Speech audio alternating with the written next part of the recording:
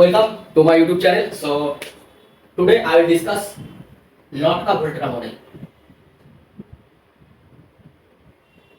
ठीक है.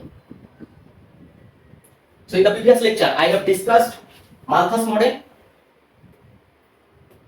model, which was look like dn dt equal to Rn, so which is exponential growth model, and therefore Varhulst introduces carrying capacity.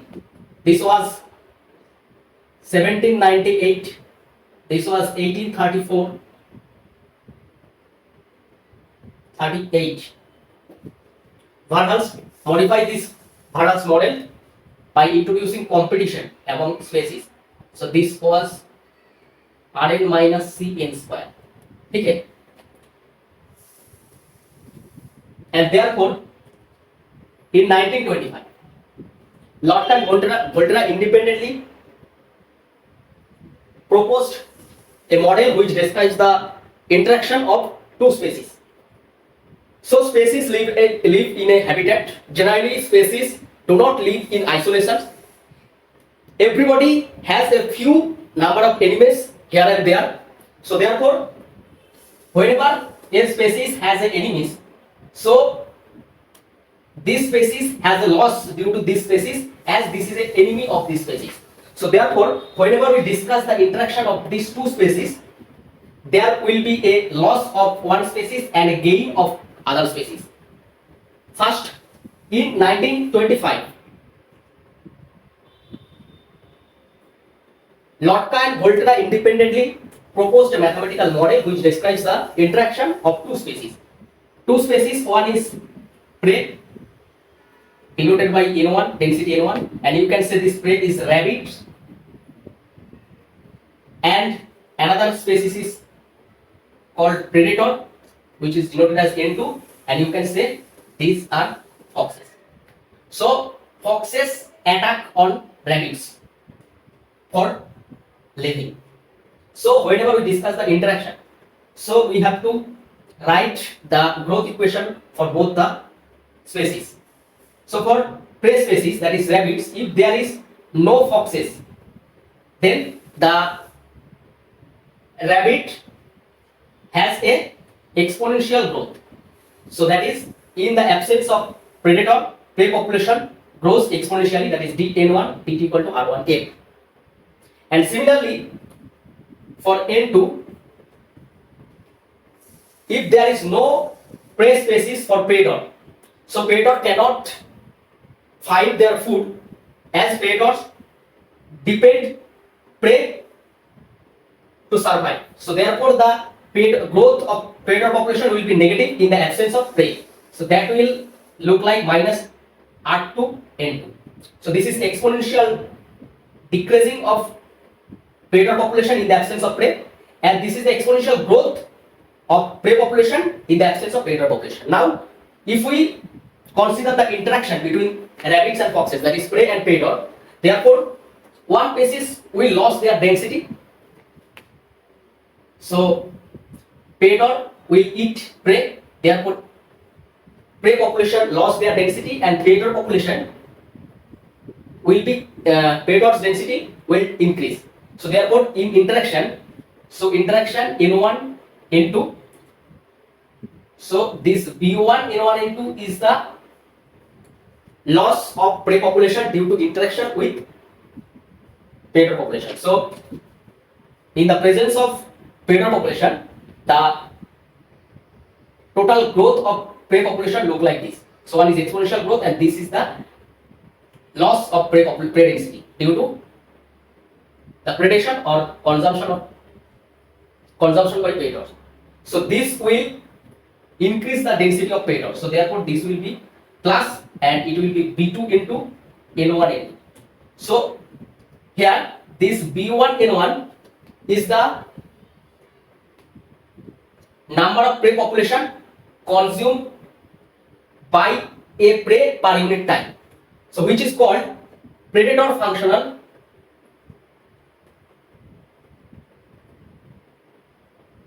response,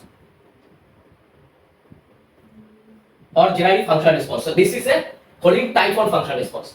And here this B1 is the conversion efficiency. Sorry, B2 is the conversion efficiency. B1, sorry, B2 nahi. So B2 fraction of B1 will be added in Pareto population. So therefore B2 by B1 is the conversion efficiency of pre-biomass into Pareto biomass. So obviously B2 by B1 will be less than 1 because 100% of pre-biomass cannot be added into Pareto population. So therefore this is the equation, that is two species model of interactions between prey and predator species.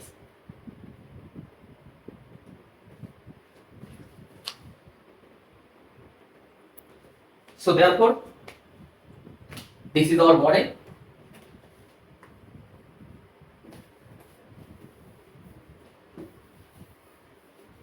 Given by Lotka and Polita for interaction of prey and predator. Prey biomass represented by N1 and predator biomass represented by N. Okay. So this is a feedback model. Feedback model. Why feedback? Because this prey population has a positive effect. Prey population has a positive effect in the predator population or predator density, and the predator density or predator population has a negative effect on the prey species. Because in the presence of predator, prey population will decrease its density, and conversely, predator population will increase their density in the presence of N1. So one species gain their density and other is loses. That's why it's called feedback model. So this is a system of ODE, ordinary differential equation, and because of this term, this differential equation is non-linear. So this is a system of two non-linear differential equation. So solution will be look like this for this differential equation, but finding this solution analytically for this system of differential equation is not always possible. So therefore, by putting the parameter values for R1, R2, B1, B2, we can find this solution numerically for different values of initial values, initial population sizes, and therefore we can put this solution as a point in the N1, N2 plane, which is called phase plane. And in this plane, we can draw trajectory of solution of system solutions, which will give you a phase portrait. So I will discuss that. Now let us discuss the equilibrium point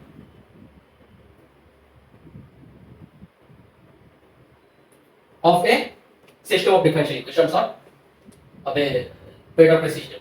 So let us take generally dn dt equal to f of m comma p, so n is prey and p is predator, and dp dt equal to g comma g n p. Okay.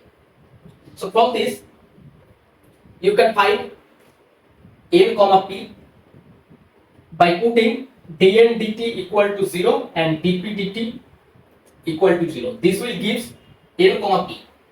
So these are the equilibrium points or steady states of the system. So therefore we will discuss the stability for this equilibrium. A equilibrium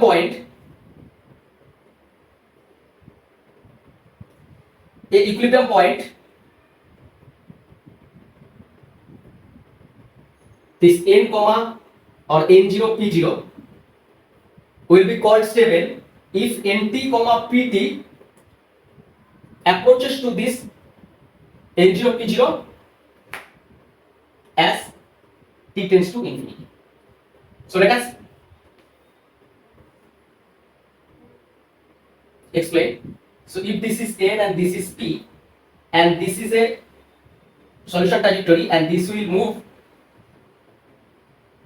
like this, and ultimately if this converts to this n0 p0 as time goes to infinity, and if we converge this, therefore this point will be called stable equilibrium point.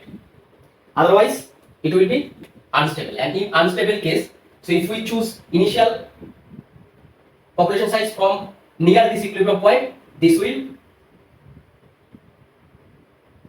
goes far away from this equilibrium point, so therefore this will be unstable equilibrium point.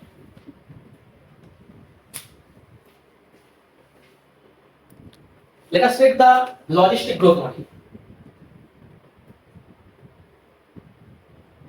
that is Verhulst model, that was dn dt equal to Rn into 1 minus n by k, where k is r by c.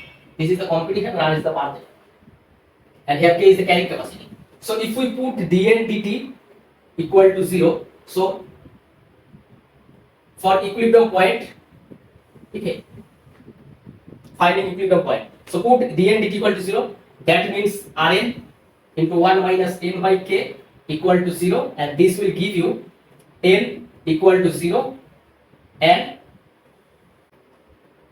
n equal to k. So from this will and this. So these are two equilibrium points. This is a one dimensional. So if we put here,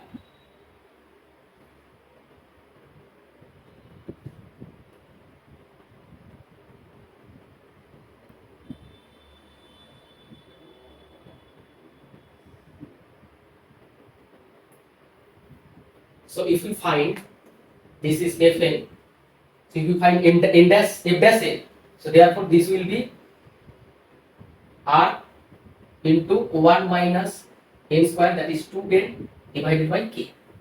So if you find f dash n, that is n equal to 0, so this will 0, this will r. So if r less than 0, then this equilibrium point will be stable. If r greater than 0, then this equilibrium point will be unstable. Similarly, if you put f dash n equal to k, therefore this will k 0. So this will be 0. So k will be half stable like this. But for this, depending on the sign of r, we can say n equal to 0, this equilibrium point will be stable or unstable. If less than 0, then stable, and if greater than 0, unstable. So therefore, for one dimensional system, if f dash n star is less than 0, then the equilibrium point n equal to n star is stable. If f dash n star is greater than 0, then n equal to n star is unstable. Okay, I will discuss briefly stability and unstability, stability and instability of equilibrium points, graphically and mathematically. So for today, that's it. If you like it, please subscribe my channel and share with your friends. It will be very beneficial for your research and also in your master degree whenever you are learning mathematical biology or your special or is mathematical biology or like this dynamical system. So thank you very much. Keep learning and keep watching.